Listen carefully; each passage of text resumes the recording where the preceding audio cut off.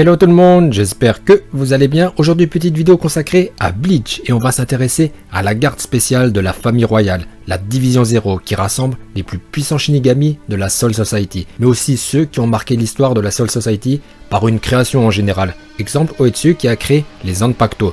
Donc là, on est sur du très lourd. Alors, faut savoir une chose les amis. Normalement, je ne vous apprends rien en vous disant que nous n'avons pas découvert les membres de la Division Zero dans l'animé. En effet, l'animé s'est terminé à l'épisode 366 en 2012, mais le manga a continué et s'est conclu en 2016 avec l'ultime arc qui a conclu la série, l'arc sanguinaire millénaire ou l'arc Quincy tout court. Et c'est dans cet arc final qu'on a découvert la Division Zero. Donc malheureusement, on n'a aucune image animée des membres de la Division Zero. On a juste le manga. Mais bon, ne perdons pas espoir, peut-être qu'un jour l'anime va reprendre et qu'on pourra voir aux écrans la conclusion de Bleach. Je le souhaite de tout mon cœur. Ceci étant dit, il y aura dans cette vidéo assez peu d'images animées, mais surtout des images du manga, car on va parler de la Division Zero.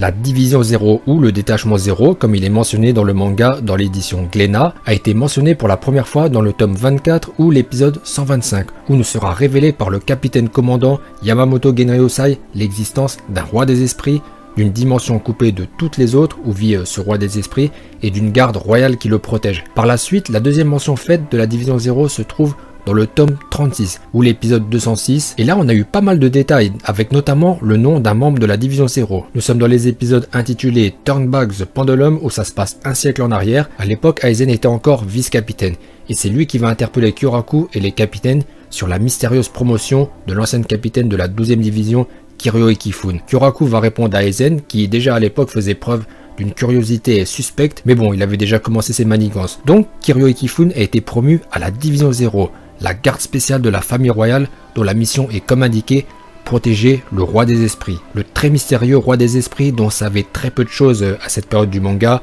D'ailleurs même à la fin du manga, il y a encore beaucoup de mystères qui planent autour de cet illustre personnage. Par la suite, on n'entendra plus trop parler de la Division Zero jusqu'à l'arc final et l'assaut des Quincy emmené par le roi Chuabak ou Iwatch, c'est comme vous voulez, où les Shinigami seront vaincus et leur commandant en chef tué. Après le décès de Yama, Iwatch informe son bras droit Ashvald qu'il est temps de partir car la Division Zero ne va pas tarder à arriver. De par cette déclaration, Iwatch nous donne une information capitale sur le niveau de puissance de la Division Zero.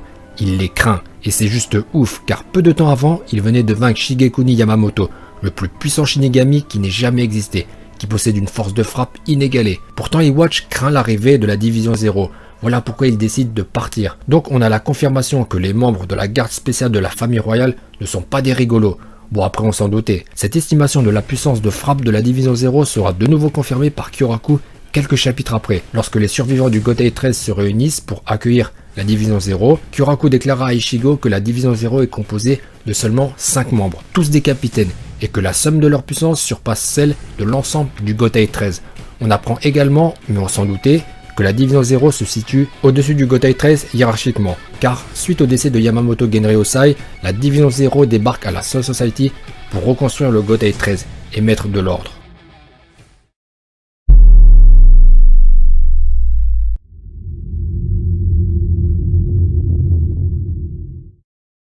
À présent, on va s'intéresser aux membres de la Division Zero. Comme j'ai pu l'indiquer précédemment, chaque membre de la Division Zero a marqué l'histoire de la Soul Society par une création. Tout d'abord Tenjiro Kirinji, surnommé le démon des sources chaudes. Mentor de Nohana Retsu, il est celui qui a inventé les techniques de soins par les sources chaudes. Il est rapide comme l'éclair. Pour preuve, cette clé de bras infligée à Soifon qui n'a rien vu arriver, alors que la vitesse est son point fort. Alors, niveau puissance, on n'a pas trop vu les membres de la Division Zero à l'œuvre, excepté Ishibe, mais ils ont tous été vaincus par les gardes d'élite d'Iwatch. De plus, on n'a même pas vu leur combat, ce qui est regrettable. Ensuite, nous avons Kiryu Ikifune, qui est la plus jeune membre de la Division Zero, car elle a été promue il y a 100 ans. Ancienne capitaine de la 12e division, Yori l'a considérée comme sa mère. Ikifune porte le titre de maître du grain. Elle est celle qui a créé les âmes artificielles comme Kon. Shutara Senjumaru, surnommée la gardienne du tissage. Shutara a créé les tenues de Shinigami. Elle est âgée d'au moins 1000 ans, car elle semble connaître Iwatch et prétend que ça fait longtemps qu'ils ne s'étaient pas vus. Donc c'était au minimum il y a 1000 ans, période de l'ancienne guerre face aux Quincy. Elle est aussi probablement une ancienne capitaine de la fameuse 12e division, la division des scientifiques, car elle semble connaître Mayuri. De plus, lors du tout premier chapitre de l'arc Quincy, dans le tome 55 ou le chapitre 480, on apprend que le bordel lié à l'apparition des troupes Quincy a causé une alerte de catégorie 4 sur l'échelle de Shutara. En gros, le désastre créé par les Quincy, éradiquant les Holos à grande échelle, a semé le désordre dans l'équilibre des mondes. Vous savez que les Quincy détruisent les âmes des Holos avec leur technique, alors que les Shinigami les purifient avec leurs Zanpakuto. Et l'extermination de masse des Holos peut perturber l'équilibre des mondes, et la conséquence serait une fusion du monde des vivants, du Wakamundo et de la Soul Society. En gros, une catastrophe. Et le niveau d'alerte de ce type d'événement est mesuré selon l'échelle de Shutara. C'est un peu comme l'échelle de Richter pour l'activité sismique, mais là c'est l'échelle de Shutara. Ce qui prouve que Shutara Senjomaru est une scientifique qui est à l'origine de plusieurs découvertes, et normalement on est quasiment sûr qu'elle est une ancienne capitaine de la 12e division. Shutara est une personne intransigeante, elle considère Aizen comme le mal absolu. Bon, après elle n'a pas tort, mais ce qui est sûr c'est que ce n'est pas elle qui irait demander de l'aide à Aizen comme l'a fait Kyoraku. Ensuite nous avons Oetsu Nimeya qui porte le titre de Toshin, littéralement le dieu des épées. Personnage très important car c'est lui qui forge les Zanpakuto. Oetsu a pu redonner vie aux Zanpakuto d'Ichigo dont le Bankai avait pourtant été brisé et dont on pensait perdu. Après Ishibe, c'est peut-être celui qu'on a vu le plus à l'œuvre au combat. Et c'était prometteur au début, il s'était placé sur un pied d'égalité avec Iwatch, mais la déception n'en sera que plus forte car il sera le premier membre de la Division 0 à tomber sous les balles de l'Ilebaro. Et enfin nous avons le capitaine de la Division 0, Ishibe Yosube, qui porte le titre de moine du globe oculaire. Les pouvoirs d'Ishibe frôlent le divin, il est celui qui nomme toute chose, il connaît le nom de tous les Zanpakuto. Ishibe nous révélera que le Huken, cette fameuse clé qui permet d'accéder à la dimension du roi des esprits, est implantée directement dans leur zoo. Niveau puissance, ses pouvoirs sont cheatés. Alors contrairement aux autres membres de la Division 0, on connaît assez bien les capacités d'Ishibe car il a eu l'honneur d'affronter un adversaire à sa hauteur, Sa Majesté Iwatch. Alors certes, il a été vaincu, mais soyons réalistes, excepté Iwatch, personne n'aurait pu le battre, tellement ses pouvoirs sont abusés. Son Zanpakuto se nomme Ishimonji. Son Chikai permet de dénommer toute chose, faisant perdre toute capacité à son adversaire. Son Bankai est l'inverse de son Chikai, car il permet de nommer toute chose. Ainsi, si Ishibe décide de nommer son adversaire fourmi, celui-ci aura la puissance d'une fourmi. La puissance d'Ishibe dépasse l'entendement. Le duel qu'il a livré avec Iwatch était juste somptueux. Dommage qu'on le verra peut-être jamais en animé. Iwatch s'est retrouvé plusieurs fois en sueur. Il a été contraint de dégainer son Almighty pour prendre le dessus. Au-delà de sa puissance et de sa sagesse, Ishibe est un Shinigami très vieux.